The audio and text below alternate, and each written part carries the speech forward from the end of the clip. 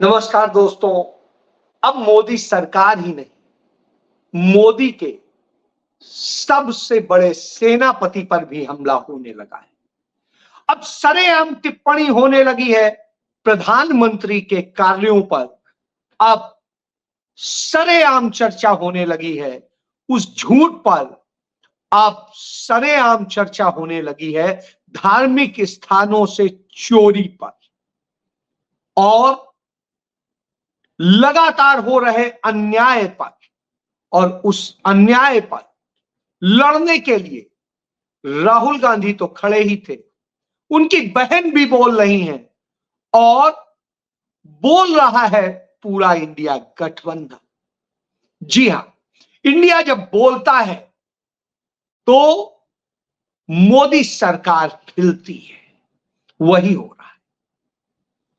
आपको याद होगा, चंद दिन पहले अमित शाह पुणे गए थे और पुणे में उन्होंने कहा था सिस्टमैटिक भ्रष्टाचार का जो सरगना है और सारे भ्रष्टाचारियों का जो सरगना है वो शरद पवार।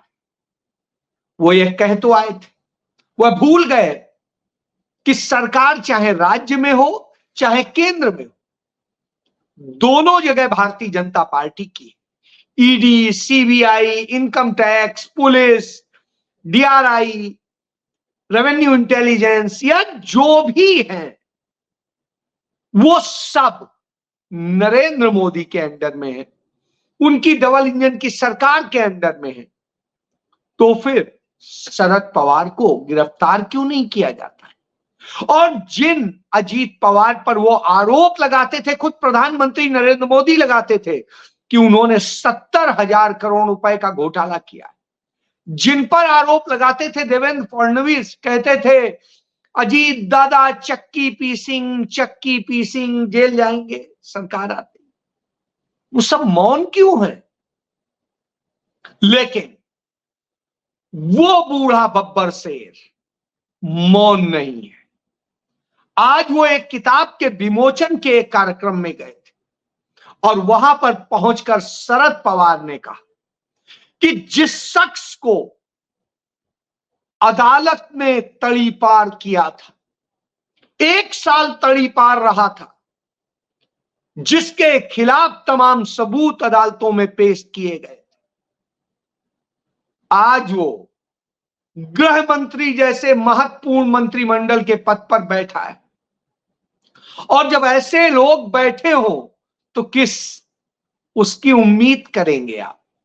उससे तड़ीपार से यही भाषा निकलेगी, इसी तरह की बात करेगा।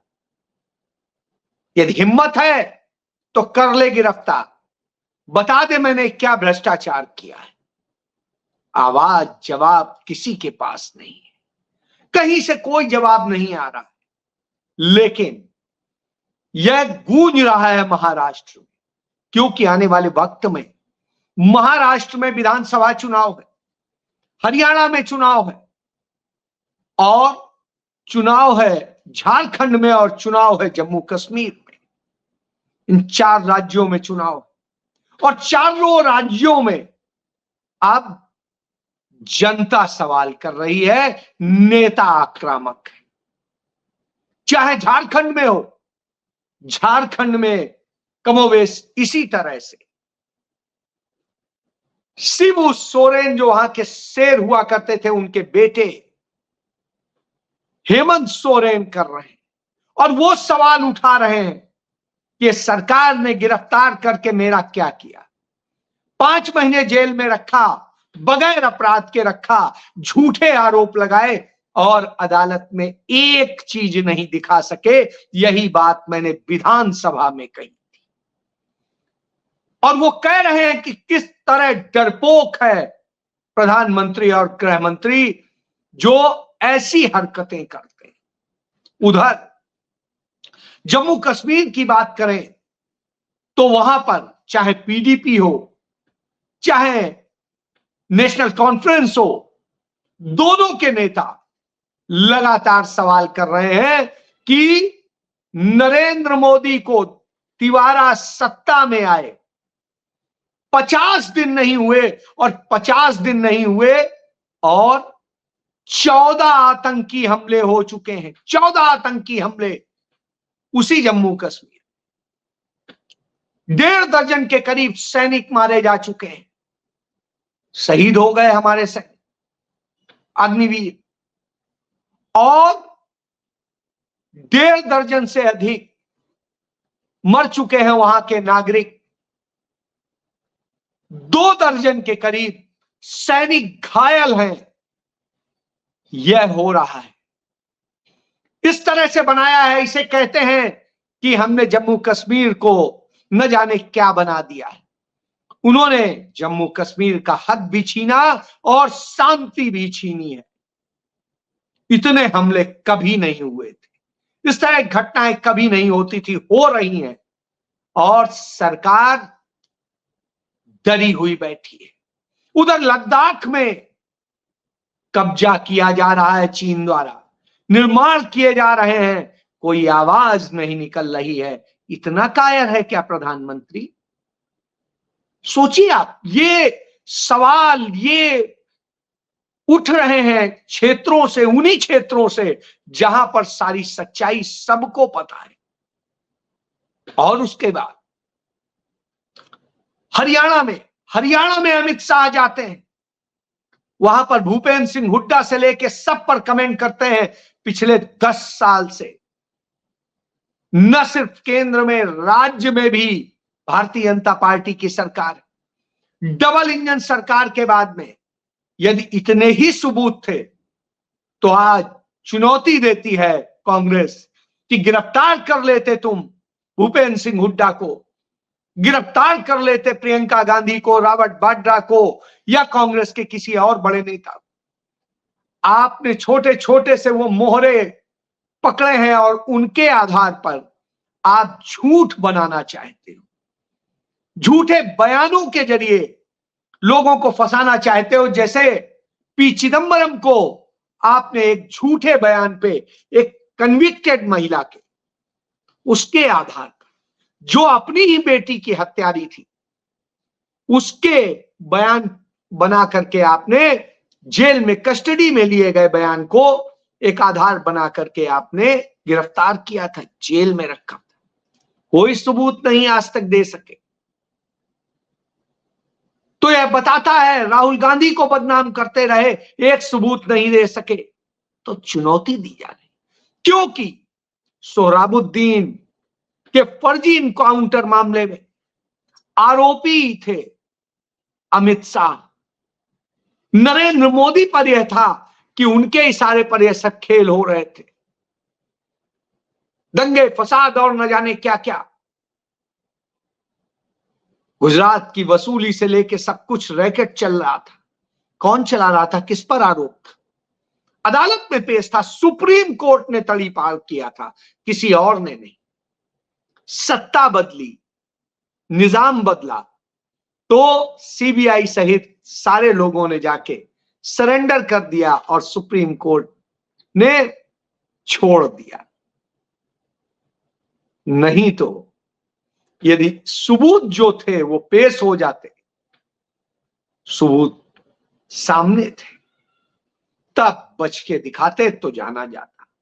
आज ये चुनौती जब शरद पवार दे रहे हैं तो निश्चित रूप से उधर अनिल देशमुख बता रहे हैं कि किस तरीके से उद्धव ठाकरे को फंसाने के लिए साजिश की गई थी, किस तरीके से उनसे जबरन कहा जा रहा था कि आप साइन कर दो ये एफिडेविट, जिससे उद्धव ठाकरे और उनके बेटे को फंसाया जाए और फर्जी मुकदमे में फंसा करके उन्हें आरोपी और बलात्कारी और हत्यारा सब कुछ दिखा दिया जाए, अवैध वसूली वाला दिखा दिया। अब आप इससे समझ सकते हैं इस तरह साजिश रची जाती, तो वही साजिश रची जाती। तो आज चुनौती मिलने लगी है और आवाज बुलंद होने लगी है, जो आज से कुछ महीने पहले तक नहीं होती थी। क्यों? क्योंकि आज विपक्ष में इतनी ताकत है कि वो खुल के बोल पाता है और खुल के हर बात कह पाता है। इसीलिए शायद प्रियंका गांधी ने कहा कि इजराइल जो कर रहा है गाजा में वो शर्मनाक है मानवता के लिए। वहां पर निर्दोष बच्चे मारे जा रहे हैं, निर्दोष लोग, नागरिक मारे जा रहे हैं, लगातार कत्लेआम हो रहा है और न जाने क्या क्या हो रहा है, और पश्चिमी देश इजराइल का साथ दे रहे हैं क्योंकि उन्हें कब्जा करना है। और ऐसे में मानवता को बचाने के लिए हम सबको साथ खड़ा होना चाहिए, इसका विरोध करना चाहिए। जब यह बातें आती हैं तो निश्चित रूप से घबराहट होती है नरेंद्र मोदी को, क्योंकि उनका स्टैंड तो बिल्कुल उलट रहा है अब तक, संयुक्त राष्ट्र संघ में भी और दूसरी जगह। लेकिन अब विपक्ष इतनी ताकत से आया है कि वो नरेंद्र मोदी को आईना दिखा देता है। जब वो आईना दिखाता है तो वो घबराते हैं, और वो घबराहट उनके चेहरे पर साफ नजर आती है।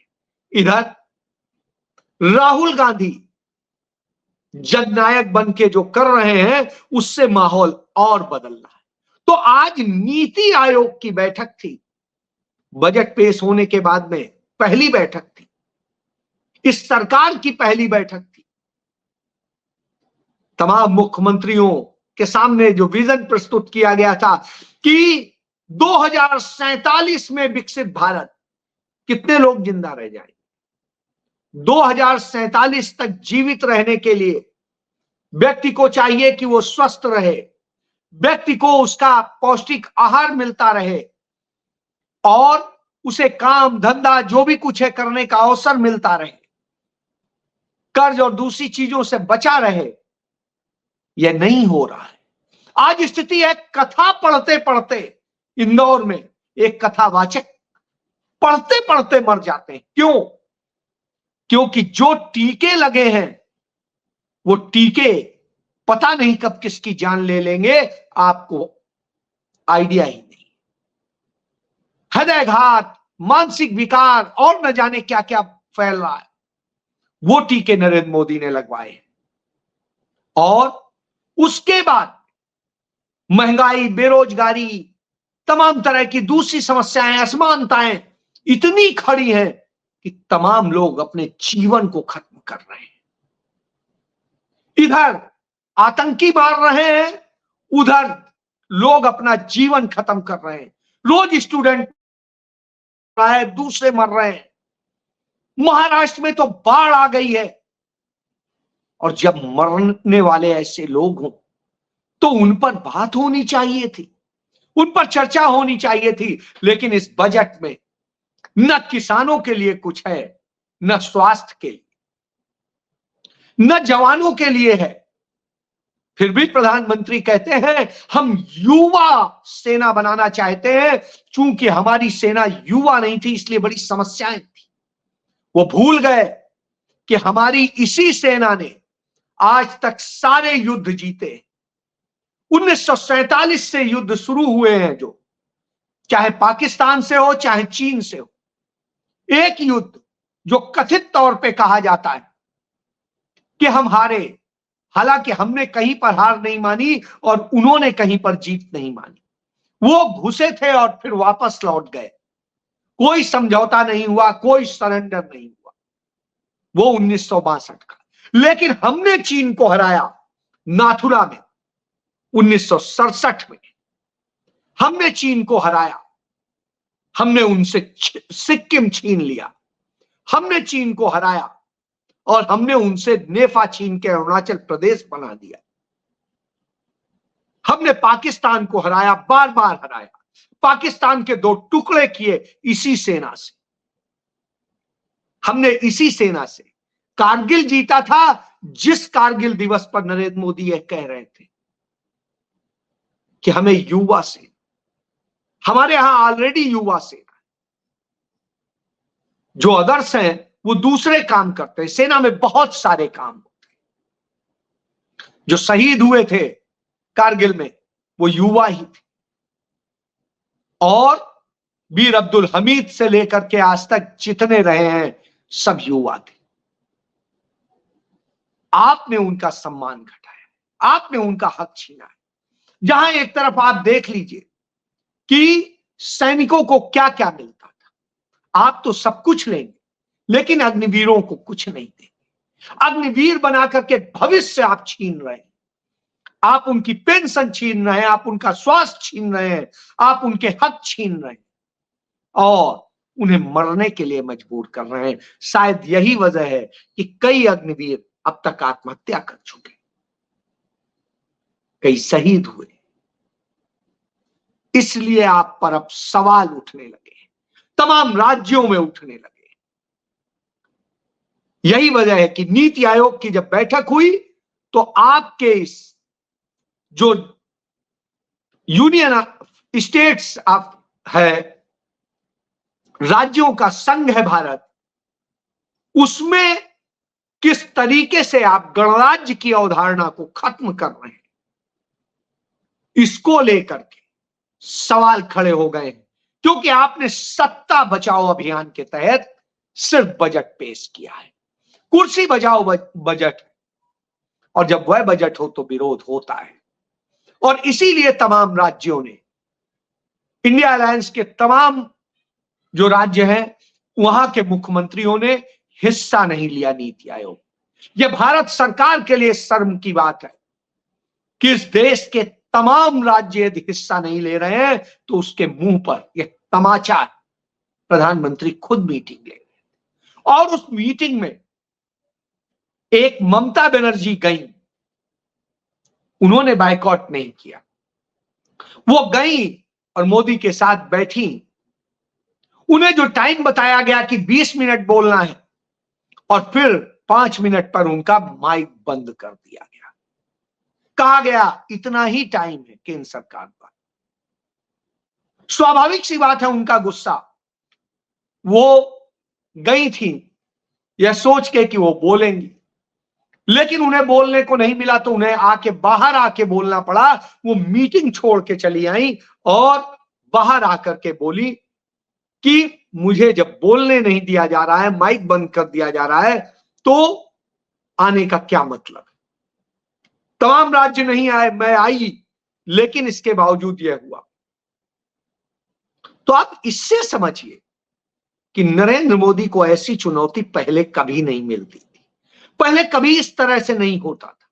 आज हो रहा है क्योंकि संसद के अंदर भी खरी खोटी सुनाई जा रही है और संसद के बाहर भी सुनाई जा रही है। ऐसे ऐसे लोग आ गए हैं कि जिन्हें पता ही नहीं है कि संसद में क्या बोलना है, नहीं बोलना है। तो उन सांसदों में सबसे ज्यादा जो है वो भारतीय जनता पार्टी के।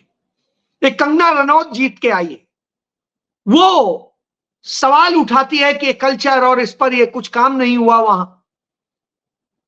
जबकि सरकार जिसका यह काम करना है वो नरेंद्र मोदी की है। और पहले जो जिस दौर की वो बात करती है तब सरकार बीजेपी की थी। यानी जिसको पता ही नहीं है कुछ, वो जब यह बात करती है तो सरकार भी गिरती है। तो पूरे सदन में इसको लेकर के नरेंद्र मोदी को घेर लिया गया कि मोदी सेम से विपक्ष को हथियार मिल गया। और इस तरह तमाम चीजें अब खुल के जब सदन में बोला जा रहा है, संसद के अलावा बाहर बोला जा रहा है, तो मोदी के लिए डर की स्थिति। आज देश इतना असुरक्षित हो गया है कि चाहे आप सड़क पे चलें, ट्रेन में चलें, हवाई जहाज में चलें, कहीं भी आप सुरक्षित नहीं है। कहां आपका जीवन सुरक्षित है आपको कोई पता नहीं। तो रेल की सुरक्षा के लिए कुछ नहीं होगा, सड़कों पे आप मर जाएंगे, आपका कुछ नहीं होगा। रोज बरोज जो एक्सीडेंट्स हो रहे हैं आप उनकी संख्या देख ली, कोई दिन ऐसा नहीं जाता जिस दिन 20-25 लोग न मरते। कहीं 8 मर गए, कहीं 6 मर गए, कहीं 5 मर गए, कहीं 2 मर गए। यह दशा है। इतनी असुरक्षित सड़कें, तब बड़े बड़े टोल लिए जाते हैं, लूटा जाता है। यह दशा है। लोगों को प्रदर्शन करना पड़ता है। और लूट की स्थिति जब बात होती है तो लूट की स्थिति यह है कि केदारनाथ नहीं छोड़ा।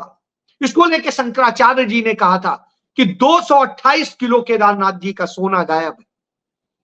कोई नहीं बोल रहा है क्योंकि वहां का अध्यक्ष जो बना दिया गया है वो बीजेपी का है और वो मनमानी कर रहा है। उधर शंकराचार्य जी ने ही कहा कि काशी विश्वनाथ बाबा का भी सोना गायब, उसकी भी जांच हो।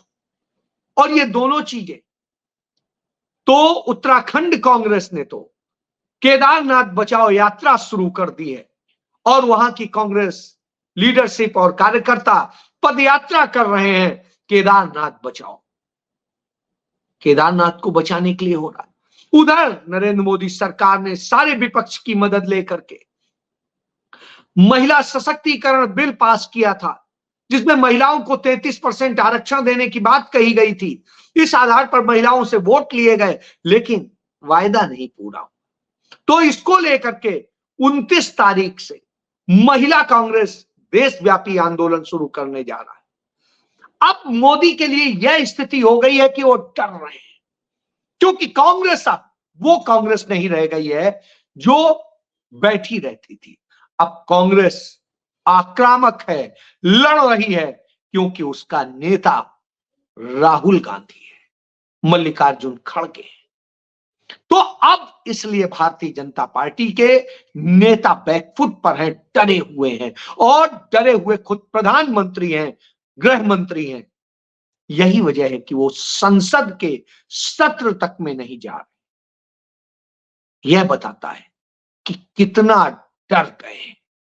इसीलिए अब उन्हें सरेआम राष्ट्रीय स्तर के नेता कहने लगे हैं तड़ी पार, झूठा।